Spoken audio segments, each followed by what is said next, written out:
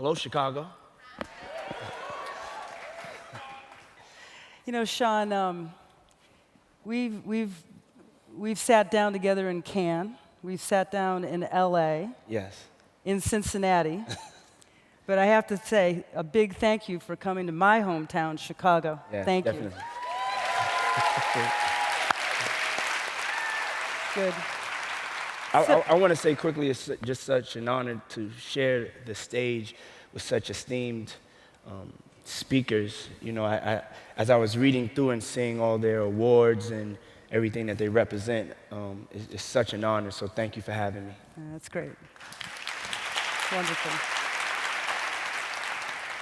So, you know, we're talking about turning points, lessons learned in life. And what I think is so amazing about you, Sean, is that I rarely meet somebody who's been so accomplished, who is so willing to learn and so open to learning in everything that he does. But I know you have a few lessons too. And as I was putting some of the questions together tonight for you, it just struck me at how fearless you are. I mean, you have had 4 big turning points in your life. I know you desperately wanted to play football when you were growing up in high school and into college. You then made your way in the music business as a star performer and producer. You've become a unbelievable entrepreneur and businessman, you know, really brand building at a level we haven't seen. And now you're a media mogul launching a new cable television around music. What makes you so fearless? So many turning points. How do you do it? I think for me, it was my personal experiences. My father was killed when I was 3 years old, and he was in the streets, to be honest. And you know, there's only 2 things that could come out of being in the streets, and that's either dead or in jail. And you know, so he was killed when I was 3 years old, and then also just some dreams being deferred. You know, I wanted to be a football player, and my senior year, my leg was broken. And then one of the number one things I said, you know, that's been a huge lesson, is just my mother, seeing her work actually 4 jobs. You know, sometimes you'll hear about that and maybe a little exaggerated, but she actually worked 4 jobs from 6 in the morning to 3 in the morning, having 3 hours sleep, doing everything from driving a bus, working at a clothing store, taking care of patients in a hospital, and what's the 4th job? Yeah, she has just as many jobs as me, but yeah, she also worked in a restaurant. Yeah. And I think the lessons that I learned was that, you know, I didn't have to follow the typical path that was kind of set for me, that even if a dream was deferred, that I lived in God's world and, you know, maybe he had another plan for myself. Right. But if I followed, you know, what my mother taught me and instilled in me, and I worked hard, and I really truly believed in myself, that there wasn't nothing that I couldn't accomplish. Yeah. You know, as you started to, you know, go from music to business to now being, you know, in charge of a music television network, do you ever second guess yourself as you make those decisions? Yes, all the time. Yeah? So you're human too, even though you make all the right decisions. Yeah, no, I think that's a part of it. You know, right now we employ over 2,000 people, and we're responsible for them and their families. And so you have that weight of that on your shoulders to make sure that you make the right decision as you get older, to make the most responsible decision.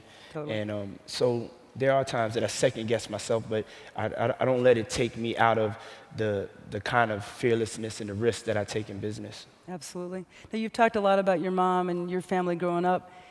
You really developed your instincts for business and marketing when you had a newspaper route. I've heard you talk about that. Yes, my first job actually was a newspaper route, and it was the first time I became an entrepreneur. I was only 12 years old, and you had to be 15 years old, 16 years old to have a paper route. So I wasn't old enough. The way you were able to get a paper route was somebody usually went to college and then you were on a waiting list and it was passed down to you. So I learned, the names of everyone and addresses of everyone who had paper routes. And most of them a couple of them were going to college. And so I contacted them as they were delivering their papers, and, I basically gave them an offer that they couldn't refuse. I told them that I would continue delivering the papers, and I would send them 50% of the profits to wherever they went to school at. So after a while, I wound up having like 6 paper routes, and it was my first step into being an entrepreneur. I love it. That's the secret to success, make everyone a winner. So you've launched Revolt. You launched it in the fall of 2013. By a lot of standards, it's a success. It's in 30 million homes in the country, 60 million uniques on the website, because I know it's all about be on any screen, anywhere where your audiences want to follow Revolt and what's on Revolt at any point in time. Yet music has changed a lot in the last 20 or 30 years. You know that. What made now the right time to launch Revolt? For me, if any time was the best time to launch Revolt, it was now. Music consumption is at an all-time high. There was a void in the marketplace due to MTV and BET not playing music videos. 9 of the top 10 videos on YouTube ever are music videos. 9 of the top 10 people or personalities on Twitter and Facebook are musical artists. Consumption and streaming right now, the access to music is at an all-time high, but there is no one destination. There is no one place that actually curates the music where you don't have to search. The number one way people find out about music is through a friend. And so I felt that there was an opportunity for this brand to become their friend. So if you look at it as the CNN of music or the ESPN of music, taking music as serious as millennials take music.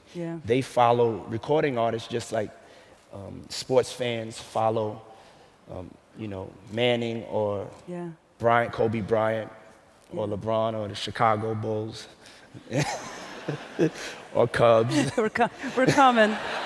New stadium. Or Bears. All right, we won on Sunday. Yeah, so to me, now is the perfect time. And just due to the consumption of music videos and having a lack of that and having to go through the process of actually searching for it, and us having an opportunity to, in 5 years, not just be on 30 million devices, but to be on 1 billion devices, because the landscape of television and the meaning of television is changing. Changing is going to be when you sit down at the dinner table, they may have a television there, or the new definition of television, which will be on your phones when you're on a train or the bus. So there's a new definition of that, and we're the first, I would say, network that was launched in the social media age, and we truly understand social media. It's not just an extension of what we do on linear cable. Right. You make a really good point, which is Revolt's audience is millennials, it's young adults. They don't like to be defined. They like to keep it real and authentic. So, you really have to strike the right tone with millennials, don't you? You can't overtly market to them or make it anything more than real. How do you do that with your team? How do you keep it real with them? I think authenticity is key, and there is that the theme of keep it real is extremely important in music. It always has been and it always will be. For us, it's disruption. Coming in and being disruptive, as millennials are, they're extremely disruptive. Giving them programming that's thought-provoking, and also, most importantly, taking chances on young artists, on artists that are on the come-up, on artists nobody ever heard before, exposing people to new things. Because if you think about it, that is what's going on all social devices, on your phones. You're actually searching for something better. And that is what Revolt really provides. And I think it's making sure that the face of it, the look of it, all of those different details are things that kids can relate to, things Right. that are authentic. And then at the end of the day, having a great product. Because everything that I do, I believe I have to have a great product. Right. And, playing great music and playing artists that are extremely just vulnerable and just, wearing their heart, on their Yeah. chest. That emotional thing that they see, whether they're seeing it on their phones or on their laptops or television, that kind of resonates. That makes them get online and talk and spread the word. So we just don't follow the conversation. We actually make the conversation. That's cool. That's great. Great. So talking about keeping it real, being emotional, hard on your chest, let's talk a little bit about your kids, your family. I know how important being a father Yes. is for you and how much time you try to spend with your kids. Yes. You've talked about them, your children, being the best focus group you've ever had. Yes. What have you learned from them? What lessons do they teach you? So, I have 6 kids, and I have 3 girls that are 3 years old. 3 girls that are 8 years old. I have a son that is 16. One day I'll tell you the story about how I got 3 girls that are 8 years old. if you're trying to do the math.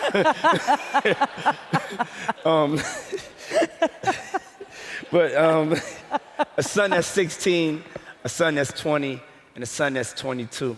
And so when you have all of that sitting at the dinner table, Yeah. and you have all those different opinions, it's one of the most honest, best social groups. What do we call it? Kind of a focus group. Focus Yeah. groups, yeah. Yeah.